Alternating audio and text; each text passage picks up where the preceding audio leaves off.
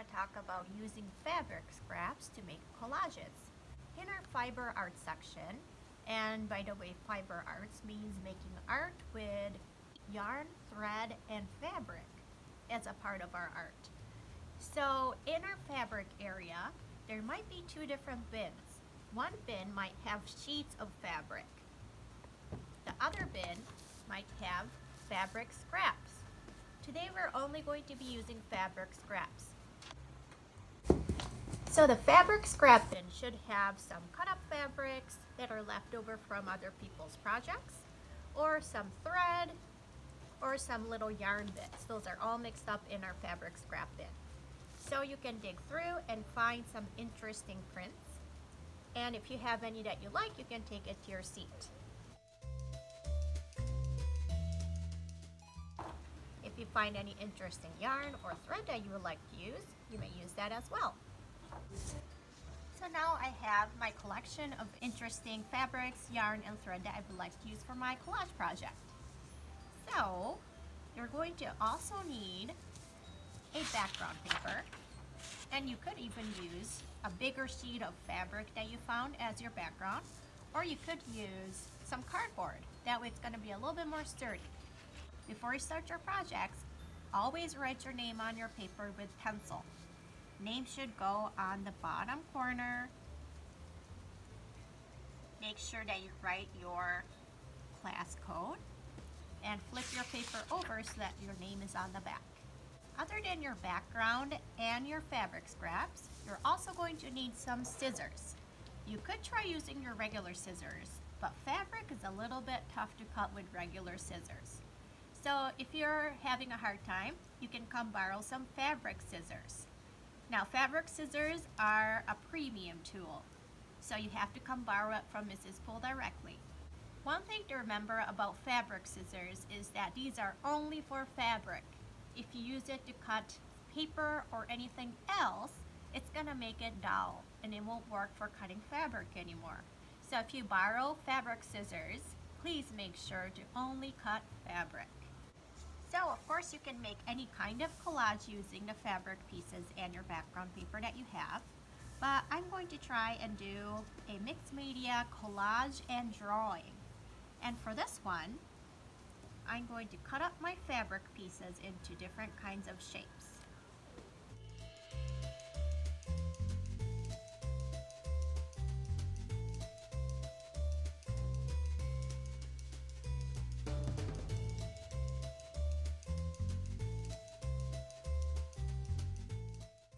So I have some cut out pieces of fabric and yarn, and I'm going to put the leftover fabric aside. Don't throw those away because we might use them later. So you could, of course, arrange this into making a abstract collage, which is absolutely fine. But I think I want to turn these shapes into some different characters and drawings. So I'm going to arrange it into, I think I'll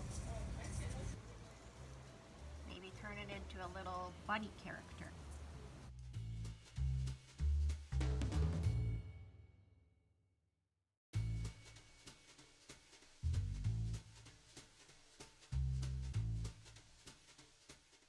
So I loosely arranged it on here, and now I'm going to need some glue. There are of course very many different kinds of glue that you could use, including stick glue, bottle glue, or watered down white glue with a brush. I would not recommend stick glue for cloth or fabric or yarn because it will likely fall off. So we're not going to use that. Either one of these should work just fine. So if you're using watered down bottle glue, you're just going to flip over your fabric pieces, brush it on. If you're going to use bottle glue, you might have to pick off the crusty parts, shake it a few times, make sure it's open, and you can do dot, dot, not a lot. Never squeeze and make a puddle because that will make a big mess. Or you could use the bottle glue to make a snail trail. As when you press down lightly on the bottle, make sure that the orange part of your bottle glue is touching your fabric and make a really skinny trail. trail. Make sure to close it when you're finished. And I'm going to start to glue it onto my background.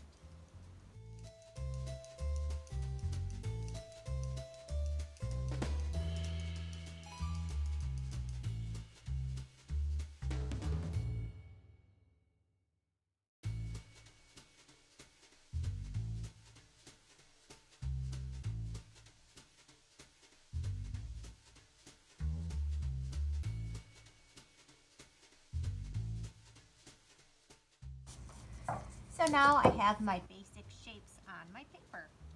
Now I'm going to, of course, add some details. Details are little things that make your artwork more interesting. And it also helps people figure out what your picture is about. So my idea was to make a little bunny character. So I think he needs a face. You could keep collaging with your fabric pieces to make your face pieces and other parts, or you could also layer some paper on top. So I think I'm going to try paper. So I just found these pieces of paper in my scrap bin.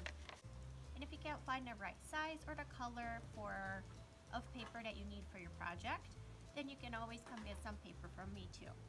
So remember not to use the fabric scissors on paper. So set this aside or return it and switch to your regular paper scissors.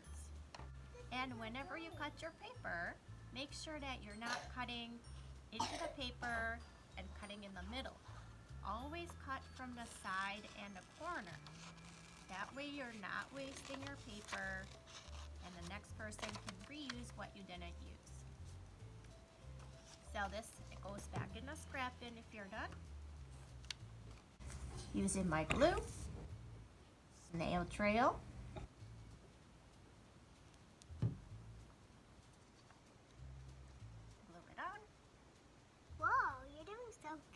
oh, thank you. And now we have the base for the face. I think I will actually use that same color paper to make a little tail. So again, I'm using a corner.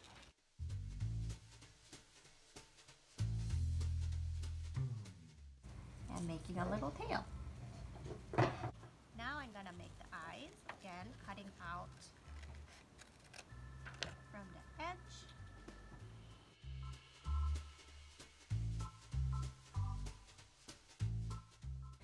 Now for the little details, you can continue to cut details with fabric or paper to cut and glue, or you could switch to drawing. So I think I'm going to do the small nose.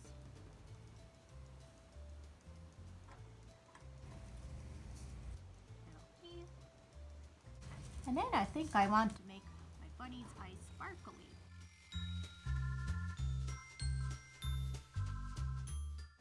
Made little highlights in the eye, and I think I want to add some details for inside of the ears with some more fabric. Oh, I forgot to switch to fabric scissors.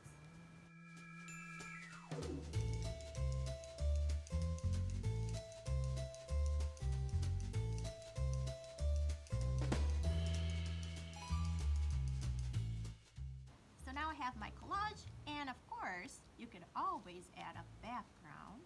You could do it with collage with fabric, collage with paper, or you could add some drawings in the back. If you make your picture big so it covers the whole paper, like my example, where there's not very much on the background, then don't worry about it. That's one benefit of making your pictures big to cover your space with little negative space. But if you made your picture a little bit smaller with a lot of negative space around your work, then you'll have to work on making a background.